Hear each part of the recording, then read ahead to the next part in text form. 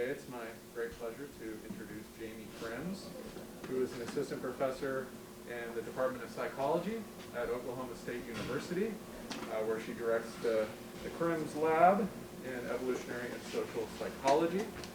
I'd also like to make a brief announcement. Our next planned Beck speaker for next week is Richard Wrangham, who is going to give a Frank Marlowe Memorial Lecture. Dr. Wrangham's talk is originally planned to be in person here at UCLA. Unfortunately, he has come down with COVID, and so the format of his talk is currently in flux, and I should have information about the format of the talk very shortly, and I'll send that out as soon as I have it. But without any further ado, thank you very much for joining us today, Jaimie. And her talk today is called Tackling Friendship, Appraising, Finding, Getting, and Keeping Partners. Welcome to Beck. Thank you.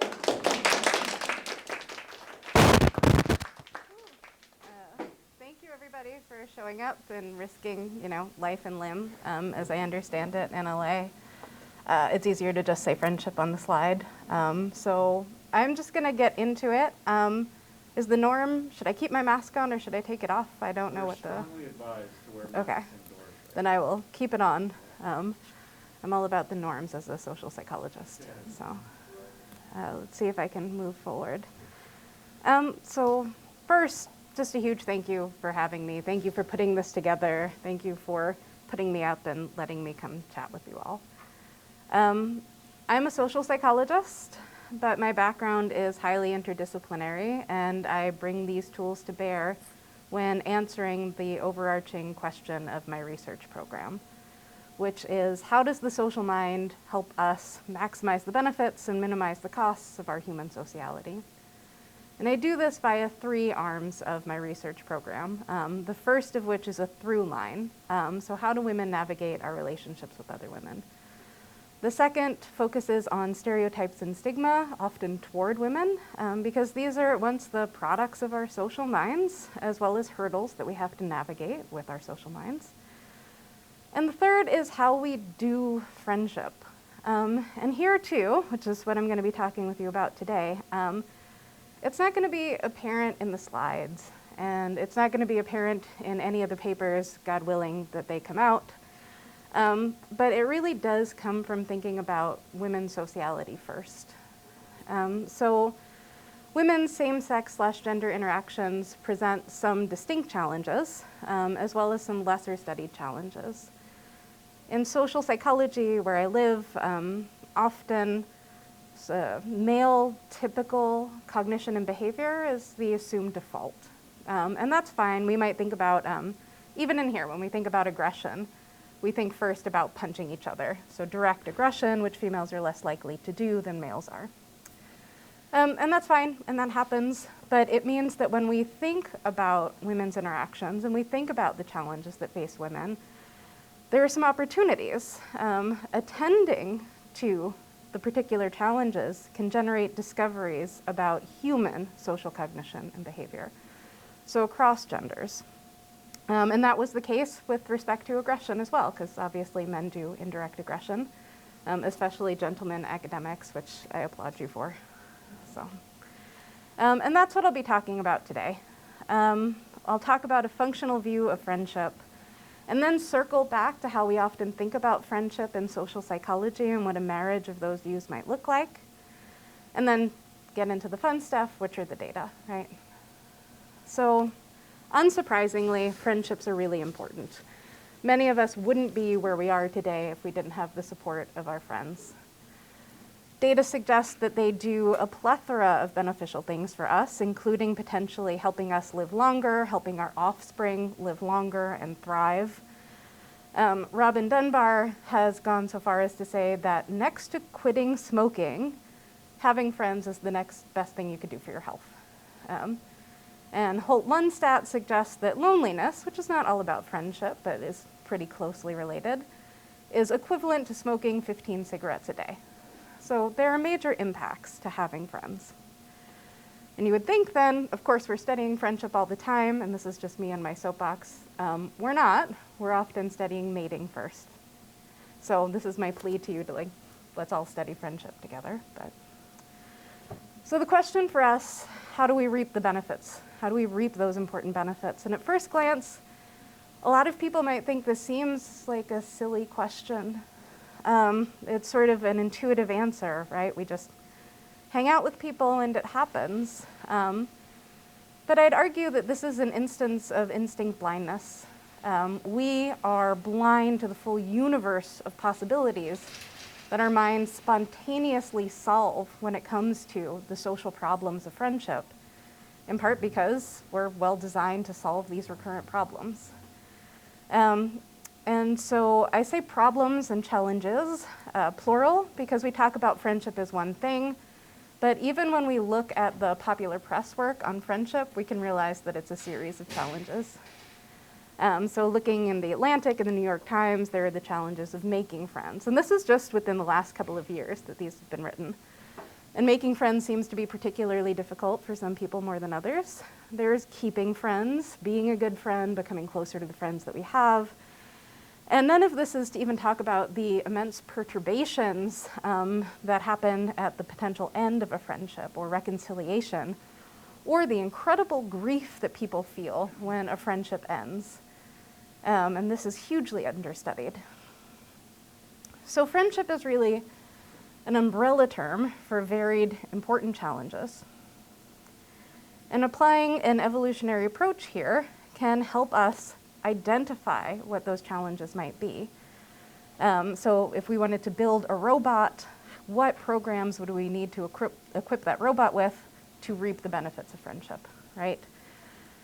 And then we can make predictions about how the social mind meets these challenges.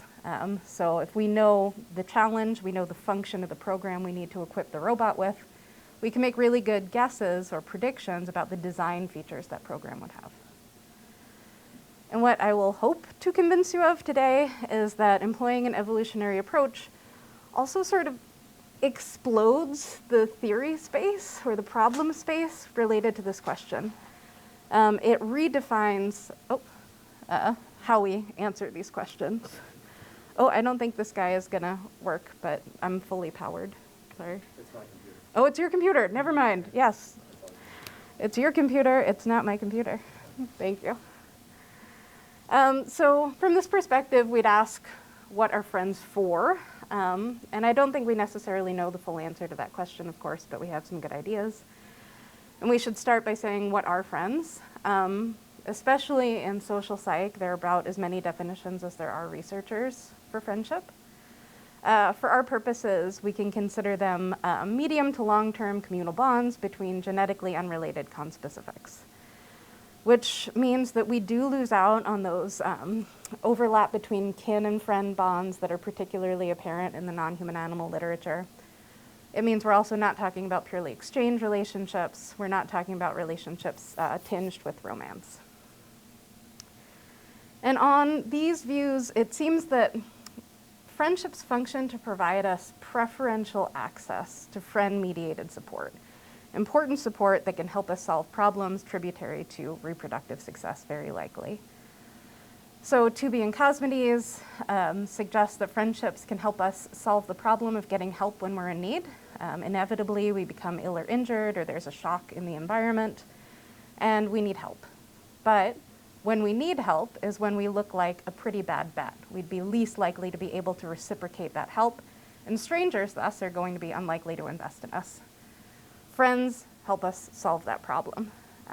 So you can imagine an incredible drought hits that area. Is this one of the natural disasters that happens in California very often? Okay, I can't catalog them all, sorry. I'm from Oklahoma, so I'm not gloating, believe me.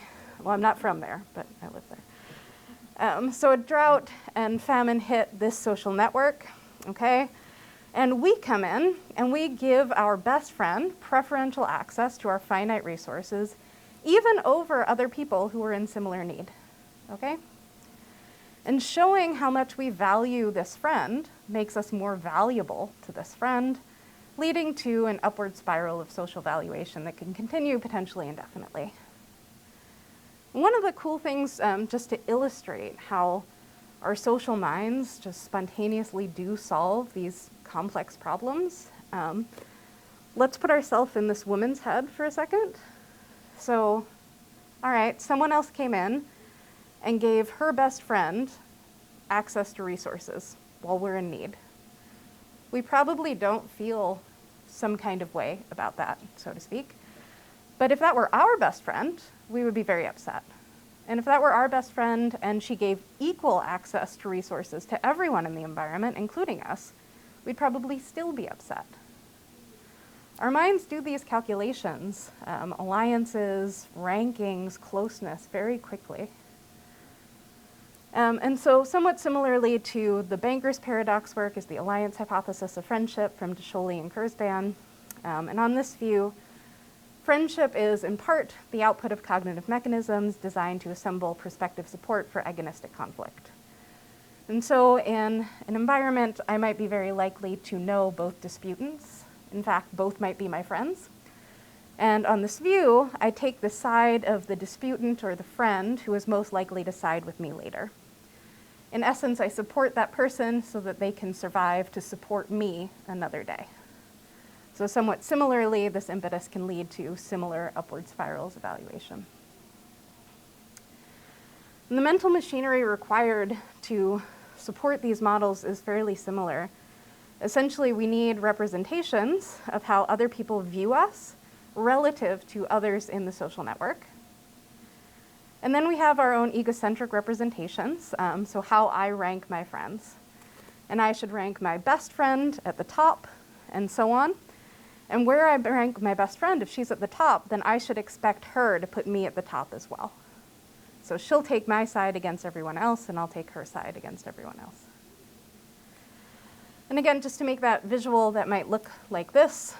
So here we are, here's our best friend. In our heads, we have this representation of where our best friend ranks us, we're at the top, where everyone else in the network ranks us, and then also our egocentric ranking here. And one of the things that I mentioned that is predicted by this view and borne out in some really interesting data from MySpace, which most people probably don't remember. It was a social networking site. You had a top 8, a lot of mother jokes related to that. Where we rank our best friend is, oh, do you want me to admit? Good. No worries. Where we rank our best friend is well predicted by where our best friend ranks us, or where we rank a friend. So here, where's my arrow? Where our friend ranks us, or where we think our friend ranks us. And now in typical social psychological view where I live, we often focus on the dyad. And this is apparent in the theories. It's more accurate to call them theories of relationships or attraction than friendships per se, because most of these don't focus specifically on friendships. And they focus on the dyad, with some exception in the cognitive consistency work, which we'll get back to. And then this trickles down into the way that we study friendship, whatever aspect of friendship that we're studying typically. We focus on that dyad, which implies a series of problems related to friendship that are a two-person game. So one of the most famous of these is the prisoner's dilemma, right? And it suggests that my outcomes are not a function solely of my decisions, but they're a function of my decisions and my partner's decisions together. But employing an evolutionary view here and looking at sort of the natural ecology of our friendships, these dyads don't exist in a vacuum. We evolved in these densely interconnected social groups where our friends inevitably and frequently interacted with people who were not us, outside the dyad, people outside the dyad. And these friend-other interactions could have some major consequences for our outcomes. They can impact our friends, they can impact our friendships, they can impact us. And so it takes the problem space or the challenges from looking at it this way, a sort of two-person problem, to something that looks more like this, or even like this. The problems that we face in friendship are more and potentially more complex than we typically think about them. And it suggests that friendship is also sort of an n-person game. So here's a 3-person game, the simplest version of that, a simple majority game. If both partners pick one another, they each get half a point. If the unpicked person gets -1 point. If nobody picks anybody, nobody gets anything. And what this suggests is that here, our outcomes are not necessarily a function of our decisions now. It's how our friend behaves towards somebody else. And this has implications for a lot of the challenges in friendship, for picking friends, for competing for friends, obviously, and for keeping friends. And those are the challenges that we're going to talk about, and I'll present some data for.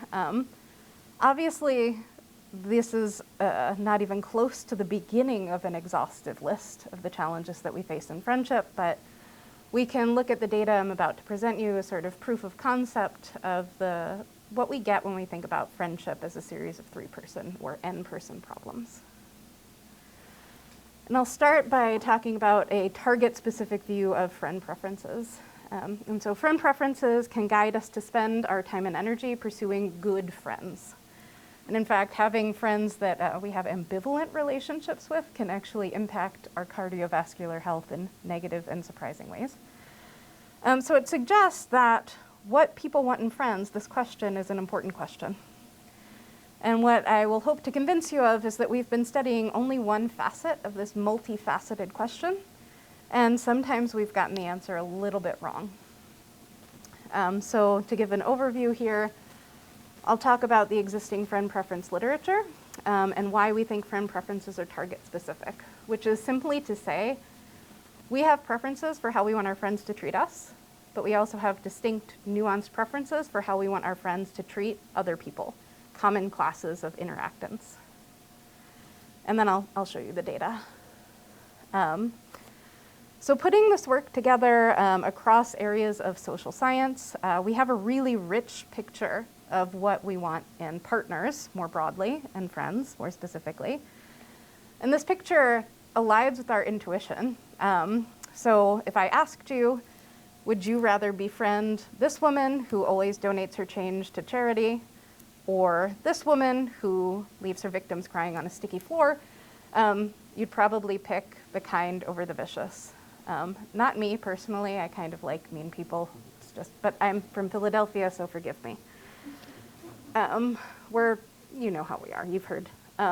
So same thing, would you prefer this really trustworthy gentleman? He never betrays any secrets at any time. Or this etching of a Viking berserker famed for entering states of wild fury and vicious rage, right? Probably the trustworthy over the vicious. And this is what the data say too, right? So again, not an exhaustive list, but sort of the greatest hits. We prefer friends who are kind and trustworthy. There's comparatively less work on what we disfavor, specifically in friends. But again, sort of a greatest hits, we disfavor friends who are vicious and indifferent. And then we end up becoming friends with those who are similar, familiar, and nearby, which is not to say that these are necessarily preferences, right? And what we think is missing here is target specificity. And what I'm going to show you is built heavily on work by Aaron Lukashevsky and Jim Roney, published in EHB in 2010.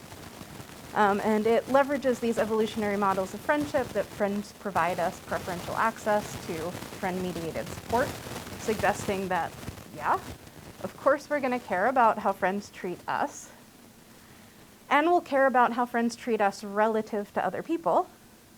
But as I mentioned, these dyads are embedded, our friendship dyad is embedded in this wider social network where friend-other interactions can affect our outcomes. And so we should care too, just to make it explicit, about how friends treat other people. So just to illustrate that, if you were friends with this incredibly trustworthy, non-betraying man, imagine that he did keep a secret. He kept your enemy's secret about planning to poison you, right? So he's still really trustworthy, but this would be costly to you. By contrast, maybe your Viking berserker friend, his reputation for viciousness deterred the people who want to do you harm from doing you harm. And so he's still very vicious and also looks like a bear, which is kind of cool. But this is beneficial to you, right? So what predictions can we make from this view? Again, and similar to the Lukashevsky and Roney work on mate preferences, we'd suggest that previous work, so here in the friend work, typically people are asked, how do you want your ideal same-sex friend to behave? Full stop. And what we'd suggest is that the mind sort of fills in the blank, behave toward you. And so unspecified friend preferences, when we fail to specify a target, those are going to track self-directed friend preferences, or how we want our friends to behave toward us. And in line with that literature, yes, we'll want friends to be nicer than not in general. But additionally, we'll prefer it when our friends are nicer to us than to other people, especially here for best friends, right? And this isn't predicted by the sort of canon in the literature. And it's also somewhat inconsistent with what are called cooperative accounts of partner choice, not necessarily friend choice, partner choice more broadly, which might instead expect that we would prefer partners who are maximally pro-social, not necessarily target dependent in any way. And finally, posing the greatest challenge to our knee-jerk intuitions, at least, and the canonical work, we won't always disfavor vicious friends. In fact, sometimes we'll prefer our friends to be more vicious than pro-social when they're behaving toward our enemies or people who can do us harm. And this is the sort of strongest version of this prediction. The less strong version of this prediction is simply that we'd want our friends to be much less nice and much more vicious toward our enemies. So we explored this across studies, typically looking at the 7 preferences throughout. And we assessed ideal same-sex best friends. So we had the pro-social, the not pro-social, and then the classics from social psychology. I'm not going to talk about those today, but I'm happy to chat with anyone about them. And in study 1, I'm just going to focus us on the data related to prediction 1. So this was a 2-wave study with OSU undergraduates. They completed a pre-screen. If you were a participant, you would come in and complete a pre-screen first, including making an anonymized ID so we could connect your data to wave 2. And in the pre-screen, you'd also respond to unspecified friend preferences. So how do you want your best friend to behave? And I'm just going to focus us on those completing the time 2 data for how you want your best friend to behave toward you. And what we see here on the y-axis is the degree of preference with the preference dimensions across the bottom. And we see pretty strong support for this prediction that people's unspecified friend preferences, so how do you want your ideal same-sex best friend to behave, track self-directed ones. There was a predicted exception to this. So for impartial, impartiality is widely considered a desirable and virtuous trait in other people. But some work, including work by Alex Shaw, suggests that we actually don't like it when our friends are impartial toward us. So we predicted and found that people had stronger preferences for impartiality in the unspecified than the self-directed condition. In our next studies in the US and India, we tested predictions 1 through 3 in a fully within subjects design here. So if you're a participant, you start in the unspecified condition, and then in randomized order, you complete how you want your friends to behave toward you, how you want your friends to behave toward a same-sex stranger, and how you want your friend to behave toward your own enemy, which was defined for participants as someone who is mean to you, competitive with you, and would be happy to see you fail. And so again, we have the preference strength on the y-axis and the preference dimensions across the bottom for the US and for India. First, you'll immediately see 2 things, further support for our first prediction and also a restricted range of data comparatively for the India data. And when we pop up how we want our friends to behave toward others, what we see is first, some support for extant findings.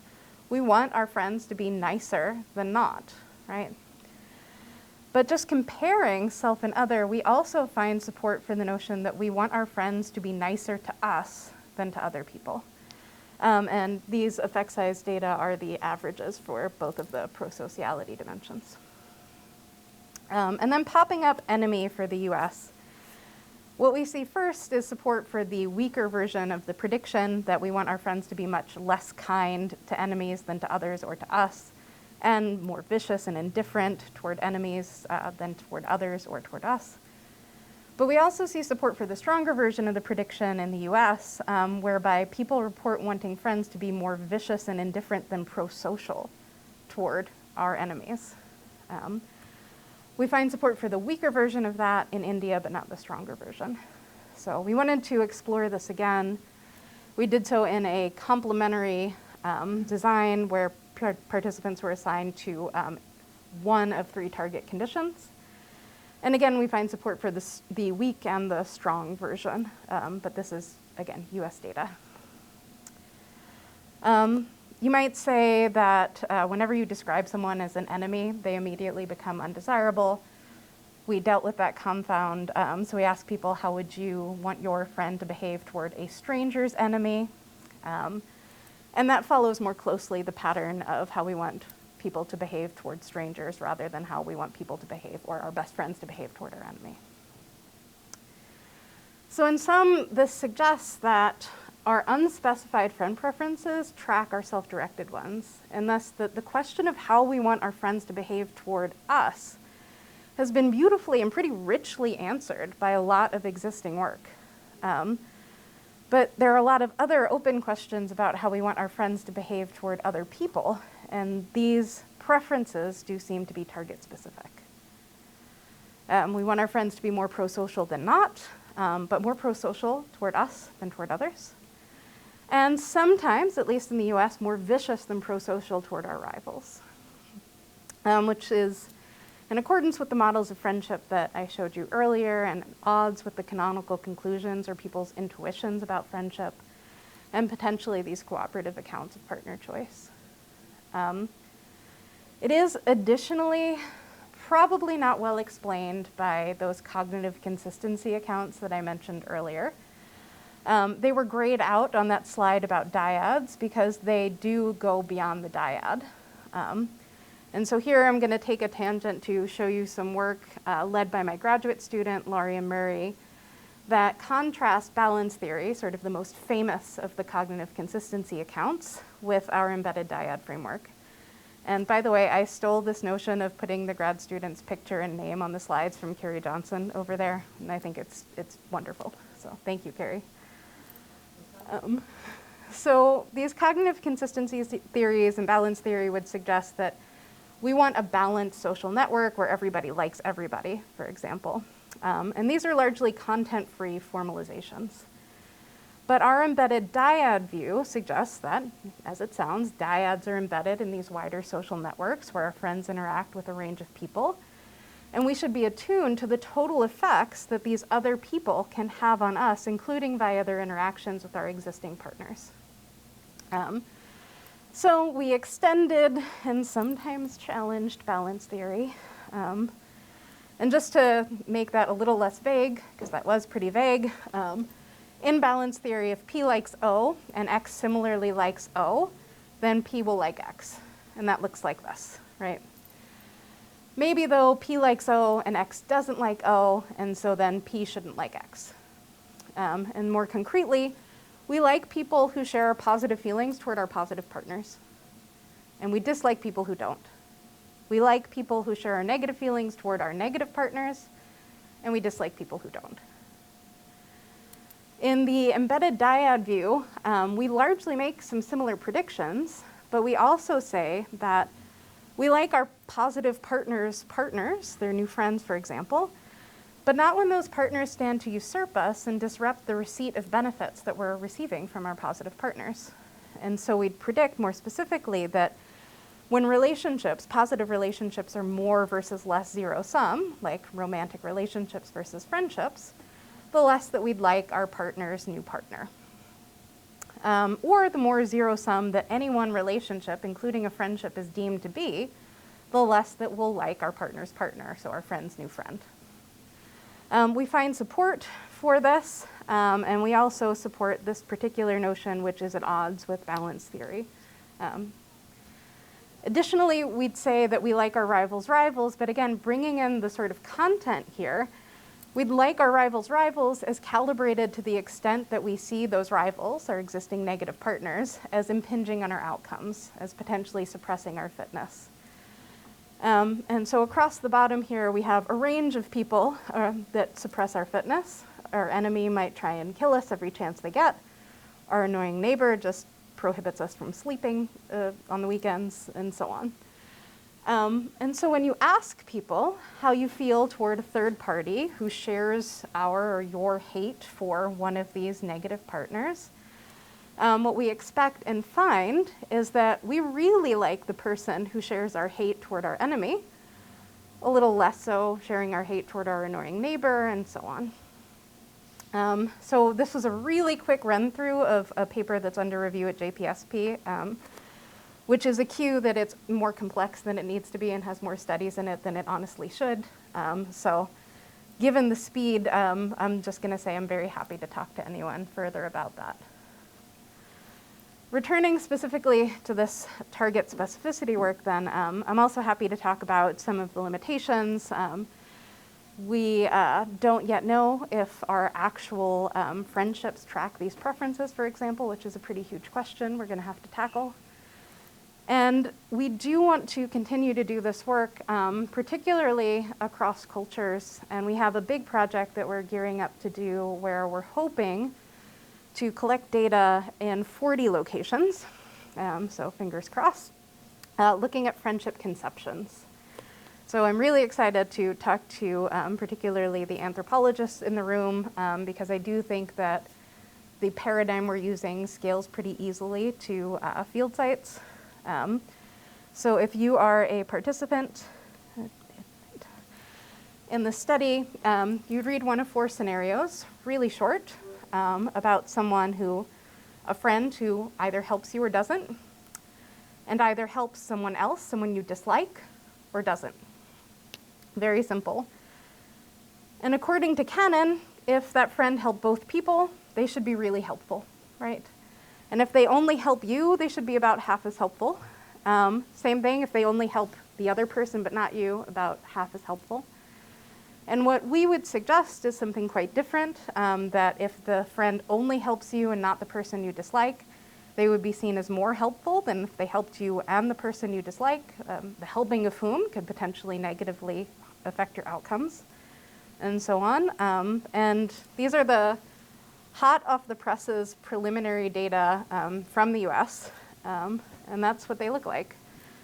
And they suggest, for one, that we deem objectively more helpful friends to be less helpful, which is pretty interesting. And Daniel Sneezer is running with some work related to this, suggesting that potentially our evaluative concepts, so not all of our concepts, but our evaluative concepts are indexed to the self. And all of the interesting things it means that if we say someone is nice, it means they're nice to me. And finally, some work led by Crystal Duarte, who works with both myself and Jen Bird-Craven. She's expanding the preferences and the targets. She is asking really cool questions specifically about preferences for competitiveness in women's and men's friendships. So just very briefly, there's a ton of work on backlash toward agentic women in the workplace. And there's a ton of talk about how important women supporting women is, and it is. But what we often seem to forget is the data from Joyce Benenson and sociologists like Goodwin, whereby girls and women, they really don't like competitiveness in their friends. So is it competitiveness toward them? Is it competitiveness in general? And how do women solve this potentially major problem in order to get support and get ahead? So, okay, we have some people who are going to better fulfill friend preferences in general than others. They're going to be good friends, but they have only so many niches or friend niches to fill, and so we should expect competition for them. And the next work I'm going to talk to you about explores the concept of social venting, which we've probably all engaged in today or this week, potentially, as friend competition. So I'll talk to you briefly about the history of venting because it's actually pretty neat, but I'm much more focused on this potentially understudied adaptive challenge that venting might solve. And I'll talk to you about some of the data. Venting, I mean, we all have an idea of what venting is. It can be done physically. There are those rage rooms that started in Japan, for example. We have one in a Philadelphia stadium where you can go in and pay money to break a television. It doesn't work anymore because we're those kind of people, and that's fine by me. But I'm going to talk to you about social venting. So venting within a social network, and specifically airing grievances about one mutual friend to another. So people vent. Evidence suggests that people vent across cultures. And it can feel good, at least reports seem to say so. Excuse me. And so why, right? From a functional perspective, feeling good isn't an end in and of itself. It probably signals progress toward a likely adaptive goal. And the predominant answer to the benefits that people get from venting comes from a Freudian catharsis view. So 1938, the technology is what it is, and the mind is like a steam engine. And if it doesn't vent or release some anger, it'll explode.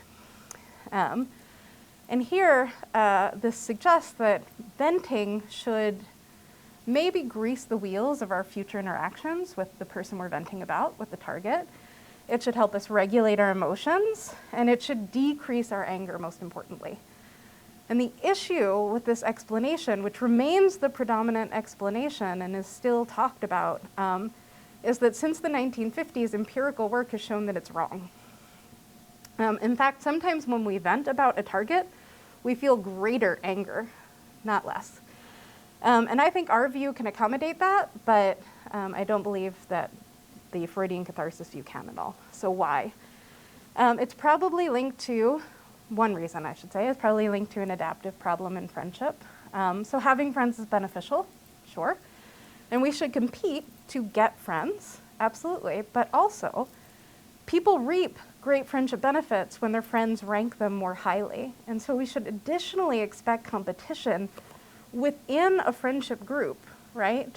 Where we're trying to raise ourselves up in that zero-sum friendship hierarchy. So what that might look like is, here we are, and our friend ranks us number 2, but we could put down the person right above us, and therefore rise up and enjoy all the great new benefits that we get, including our new friend taking our side over that now number 2 slot. And of course, there are a lot of known tactics in partner competition here. I'm not going to get into them. I'll just say that competitor derogation and negative gossip are very well studied as tactics in the romantic relationships literature. And competitor derogation, so if I derogated my romantic rival to the object of my affection, I could do that in front of my rival or behind my rival's back. And in the latter instance, it's essentially indistinguishable from negative gossip. But I'll continue just to say competitor derogation. And these tactics do seem to work in romantic relationship domains. But, but they seem to face some potential problems in the friendship domain. And one is that romantic relationships are exclusive and it's normative to compete over mates, less so over friends. And in fact, it's not desirable to jealously hoard a friend's affection, for example. And a second reason is related to the target specificity work. So if I am derogating my romantic rival to the object of my affection, she has no reason to think that I'm going to then derogate her later. She's a different class of interactant than my rival. That's not the case when we think about derogating a mutual friend to another. And so what we think is that social venting solves this challenge of raising oneself up in a friend's friend ranking, doing so better than other tactics of, better studied tactics of partner competition. And specifically, that social venting, like competitor derogation, communicates negative information about targets to receivers, harming target reputation, and weakening that receiver-target bond in the receiver's eyes. But unlike competitor derogation, in venting, we focus on ourselves. We talk about our frustrations. And what we think is that, excuse me, in doing so, it obscures the receiver's perception that we intend to harm the target, which is a hallmark of aggression, right? And thus buffers the actor reputation. Actors no longer seem aggressive or manipulative things that would be pretty disqualifying if we wanted to be a closer friend to someone, right? Nobody wants that in a friend. We also think that venting sort of shares some functionality with other better studied components of communication that are well known for bonding receivers and actors.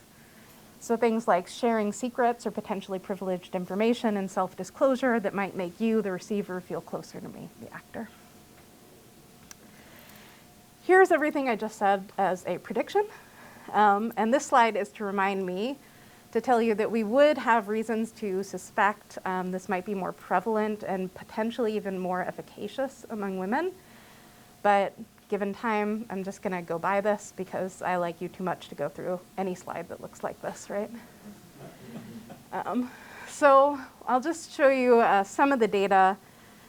Experiment 2 is a replication of the first experiment that included males.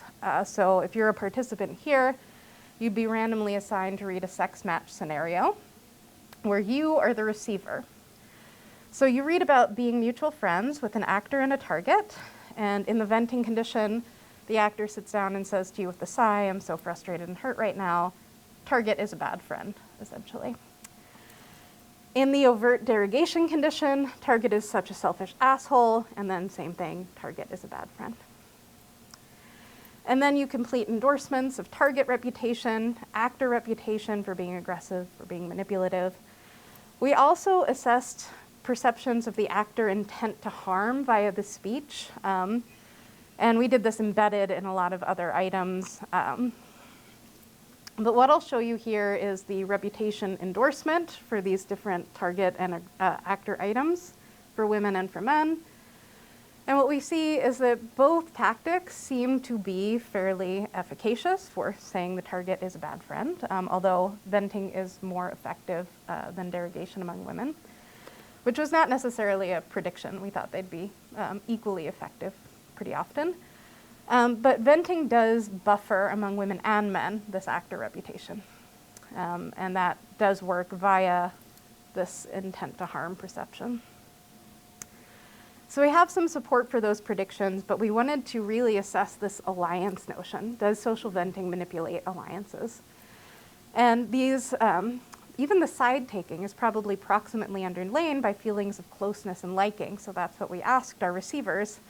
How close do you feel to these people? How much do you like them?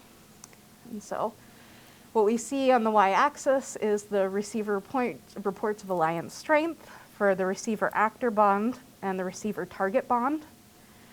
Here's social venting for women, and consistently, social venting makes people feel closer to actors than to targets. It is the only tactic we explored that does that consistently. Here's the pattern for men, a little bit different. We see among women, social venting is a little bit better at weakening the receiver-target bond, not among men. And for both women and men, social venting seems to boost how close receivers feel toward actors. So we wanted to explore our more mechanistic predictions, and I'm just gonna run through these pretty quickly here. In experiment 3, we manipulated that first mediator. We had a venter who was described as being rivalrous with the target, which led participants to believe that that rivalrous venter intended to harm the target via venting. And there, venting backfired and also did not buffer the actor from seeming aggressive or manipulative. In our next experiments, we wanted to compare the effects of venting excuse me, with those other information sharing tactics like sharing secrets or sharing vulnerabilities. So we had participants read one of those scenarios about information sharing in experiment 4, simply I had dinner with the target, or self-disclosure in experiment 5, venting about car troubles. So venting about an object, the target wasn't mentioned beyond being a mutual friend. Again, same pattern for social venting, but what we see that's interesting is that, of course, there is no detriment to the target, right, in these information sharing conditions. We wouldn't expect there to be. But social venting does seem to have similar, if not more greater functionality than competitor derogation in harming the bond between receivers and targets. And it has similar functionality. It's statistically no different from the benefits that speakers get when they share information or self-disclose. So it seems like social venting here is picking up or able to have the functionality of competitor derogation on the receiver target end and pair it with the bond boosting functionality of these better studied modes of communication on the receiver actor end. And of course, we have a boundary condition because if I vented to you about your best friend, you'd probably think I was a huge a-hole and you wouldn't like me, right? That's what we find. And I'm happy to talk to anyone about the exploration of target reactivity here as well. This doesn't fall out of our theoretical framework, but work on indirect aggression, which is often intimately tied with work on gender and aggression, suggests that the primary benefit aggression perpetrators get by using indirect rather than direct tactics has to do with avoiding target retaliation. The thing is, we don't actually have those data, or not in this way. And Nicole Hess and Ed Hagen have pointed that out. So we wanted to explore that a little bit, and I'm happy to talk to you more about it. But in short, what we find is that if a target finds out they were vented about, if they're a woman, they're going to retaliate less than if they were derogated. If they're a man, they're going to retaliate more against the venter, potentially suggesting some gendered rules of competition, which is kind of fun. So in sum, venting seems to be an effective form of competition, not to get friends, but to raise oneself up in a friendship network. Of course, this is just the beginning of some of this work here. We used hypothetical scenarios. One scenario, too, about being a bad friend, which might be weighted more heavily among women than men. That asterisk is to remind me that we just collected and ran the analyses for our behavioral decision data. So compared to overt derogation, venting also manipulates those alliances and therefore causes receivers to allocate greater benefits to venters versus derogators. So we haven't done any of these functional correspondences, but you might imagine that actors are a little bit strategic in who they choose to vent about to whom. And it helps remind us that indirect competition is more than a dyadic problem. With that, Brian, I should ask how much time I have. Should I end now, or should I end in like 15 minutes? Perfectly at 1 p.m. and normally we have a half hour of discussion. So Okay. you can play with the So minutes, let me skip this jealousy stuff because it's way less fun for me. You started late also, so you have lots of No, I'm happy to, honestly, I've talked about the jealousy stuff enough. If anyone wants to hear about friendship jealousy, talk to me. We'll chat. So, yes. We're going to pretend that we talked about how people maintain their friends. And if you want to go to that, we have a paper in JPSP. It's 12 studies. Do yourself a favor and just email me. Don't read that paper. I don't even assign it to my students. And a related paper in EHB just this year. So in short, I think there's some proof of concept that these different challenges of friendship, again, hardly exhaustive, can be enriched by thinking about friendship as also a three-person game. And friendships do a lot of good things for us. They are really valuable to us, and we should be studying them, probably more than we are. And when we do, we have to realize that to reap the friendship benefits, we have to solve multiple challenges that might be more and more complex than we often think that they are. And by thinking about friendship's functions and its sort of natural ecology, we might be able to better identify what those challenges are, what they look like, what the solutions might look like, which is potentially more important now than ever, given how disconnected, lonely, disenfranchised, and frankly effed up, if you can excuse my language, we all often feel in the modern world.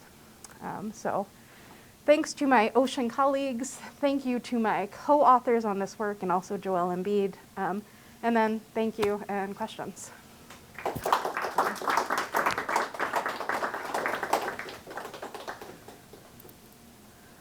Yes, sir. Thank you. A wonderful talk. A wonderful research program. I wonder if you've considered at all like the differences among friends or potential friends in their ability to confer benefits and how that would affect some of these effects. So like this finding that a friend who helps me and someone else is actually less valuable than a friend who helps just me.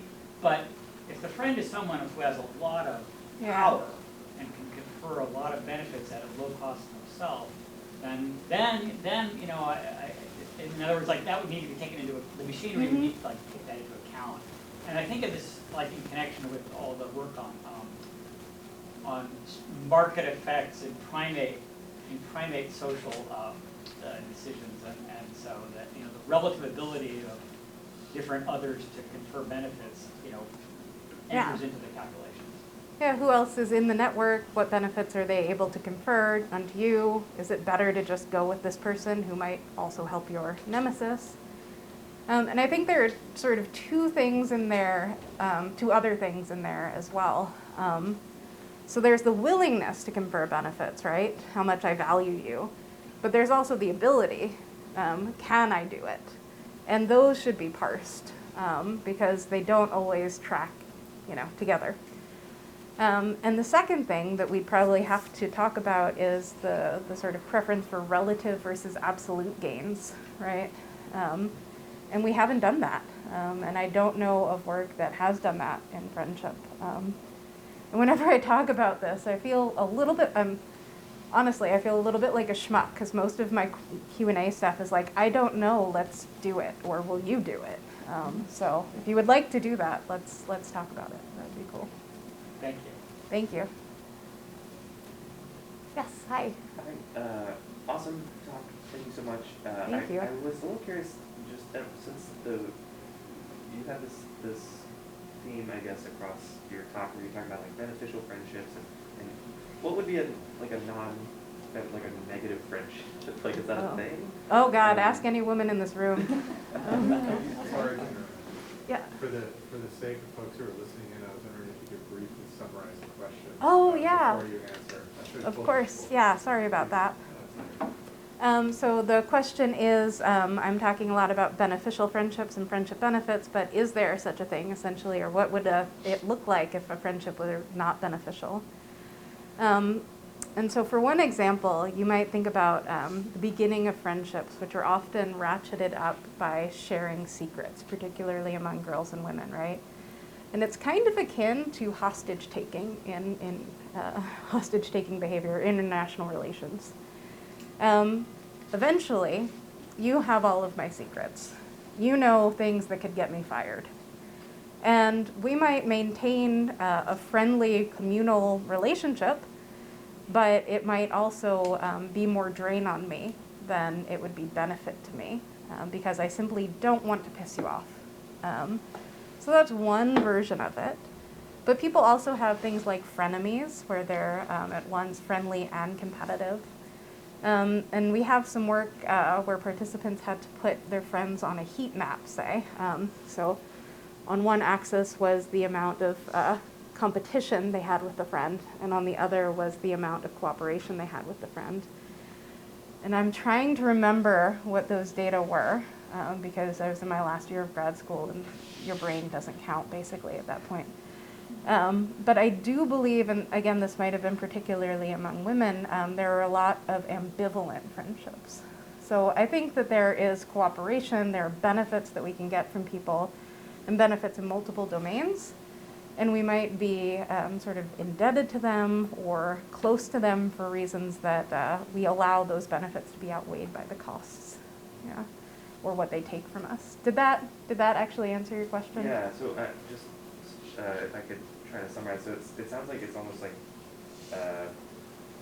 unique to how you want to define like a friendship, which you had mentioned earlier. It's like at what point does it cross over to being antagonism? Yeah. Yeah. Okay. Yeah. Thank you. And it is, I mean, one of the things we didn't get into is friendships are costly, not just to make, but to maintain. We have only so much time, right? Only so many benefits we can confer. It costs 200 hours to make a close friendship, for example. So we could think about opportunity costs of friendships, for example. Yeah. Oh, do you want to? Yeah, let's try to see Dan. He's over here in the chat.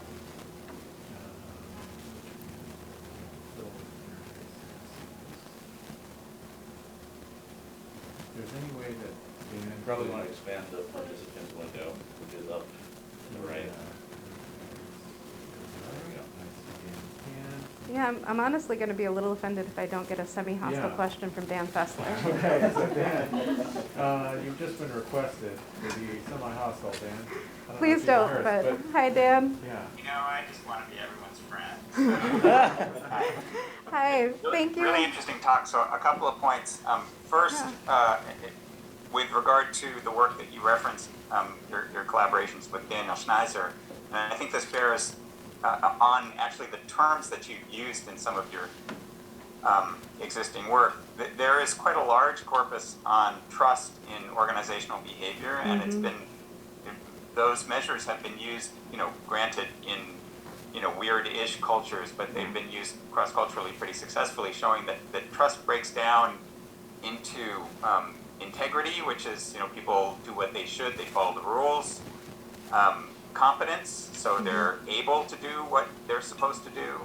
And the third is beneficence, which is that they place your welfare foremost, right? And so when you ask, do you want someone trustworthy as a friend, you are in that term, and as I said, that term translates, at least in sort of industrialized nation states, that translates to a bunch of languages. You're really asking a polysemous question, because you're conflating beneficence, so the prioritization which your theory of friendship predicts, with something like integrity plus competence, right? Yes. And those things can conflict, right? So, do you trust an autonomous vehicle? Well, it depends a lot on whether, you think that it should prioritize the welfare of humans in general or the welfare of its passengers, right? So beneficence and integrity can really conflict in many, many contexts. And I suspect that one of the reasons you're getting sort of mixed results on trustworthy in some of your findings is because it's unclear to participants which of those dimensions you're foregrounding with the term. Yeah, I don't think we got mixed results with the trustworthiness there, but I absolutely agree with you. And some of the work that we're doing right now is trying to figure out, do we sort of have systems of trust that are, very Lita Cosmides cheater detection-y? We expect the Bank of England to behave like the Bank of England, versus we have trust for these interpersonal loyalty-like relationships. And we expect our friends to behave in ways that benefit us. And it seems like those two, that I'm going to call them two potential systems, often get conflated when we talk about trust. So one of the things that we've done recently is give participants a scenario where a target either betrays a secret or doesn't, and either betrays that secret sort of to you, the participant, or to a third party. So you're just sort of the omniscient viewer there. And what we find, because if trust were just one thing, then it should be, if you betrayed, I don't trust you. It doesn't matter who you betrayed to, right? Or it just matters, if trust were just one thing and it's just about loyalty and you taking my side, then it would just matter if you betrayed to me or not. And what we find is a mix of those things. So, I think it supports exactly what you're saying, that trust is sort of a mess of at least two, if not three things going on. Yeah. Great, really interesting. Well, now, just because I don't want to disappoint you, Yes. in terms of your preface there earlier, I expected a speedy question as well, from what I understand. Yes. Okay. The major theoretical problem with your venting model is that cost-free deception should be evolutionarily unstable in the context that you've described. why should, framing things as I'm so frustrated with my friend make any difference if there's no cost to doing that, and if the audience for that message it's self-aware of exactly that strategy?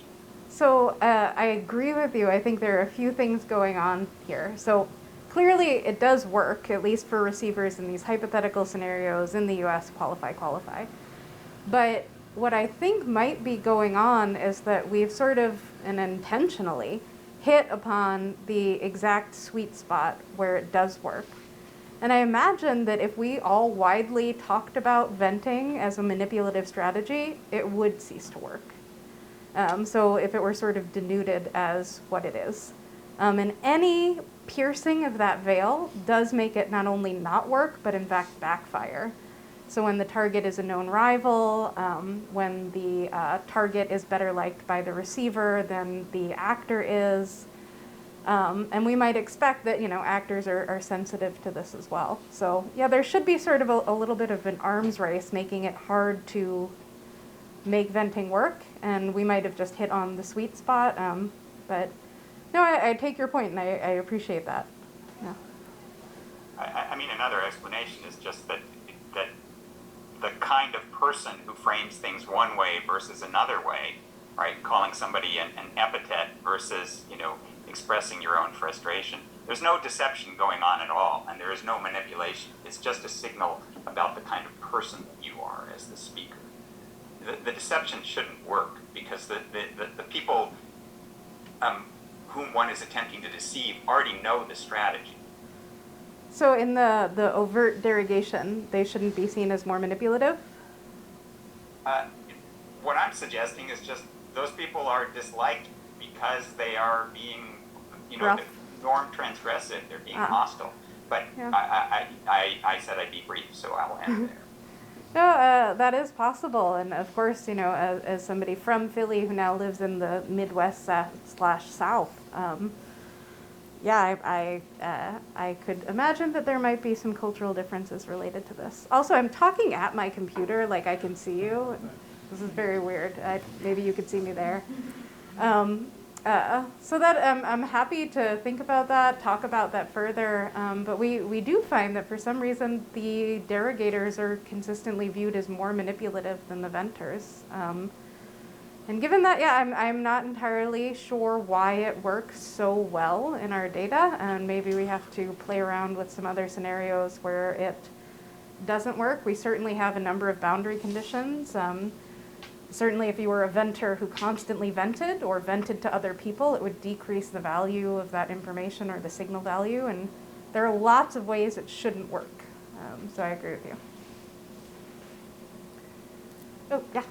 So I have a question about, so first of all, I want to say I really like how you contrasted the simple modeling approach of two-party games to something more in-person. And I think it has a lot of validity to think that way. The one part of the way you described your model, which seemed to me to go the other direction and simplifying things, and I wanted to just ask you about this. If this is a core assumption, or if it's something that can be, expanded upon, was the idea that when you are playing the competitive game, or competing for finite resources from your friends, that your friends have a mental model where everyone is ranked in a kind of linear fashion. So when I think about friendship dynamics or just social relationships in general, I think of it more as like a multi-dimensional matrix where people have values of many different dimensions and many different values. And so I'm wondering if that is going to be consistent with your general thinking on the way that friendship competition or thinking would work, or if that would create complications. Like how core is that linear, simple ranking of friends to the Yeah. your thinking on the topic? I mean, I do think that there is some zero-sumness of resources, and so it helps to have a linear view. But I am neither quick enough in my head or good enough with PowerPoint to model it the way that I'd want to model it. But I absolutely agree with you that there is sort of a multi-dimensional space here. And some work that I did with Dan Conroy Beam tries to explore that sort of larger space about how our preferences lead to our actual friend choices. And so looking at friendship in that way would be great, but that is not a strength that I have, and so if we could talk about it, that would be great, yeah. Yeah, oh, sorry, yeah. I already asked a question. I didn't realize you had a hand up. Alright, thanks so much. So I was wondering, you alluded to this a little bit in the beginning of your talk, but could you talk a little bit towards to what extent people's preferences in friendships also match up with who they actually become friends with all these other factors also playing a role? So that's a huge question in particularly the mate and romantic relationship area.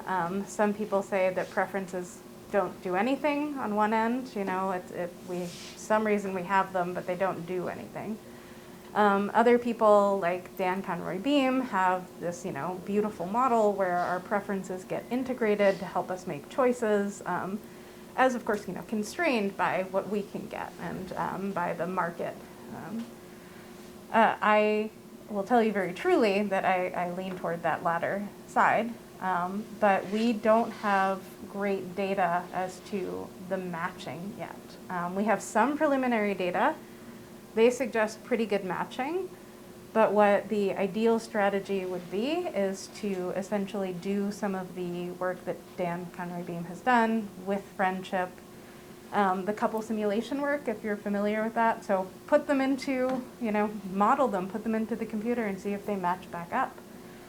We don't know if they will, and this could be made a little bit more complicated and tricky, if not tedious. I think tedious, if not tricky, I should say, by adding to the fact that romantic relationships are often exclusive one-on-one relationships.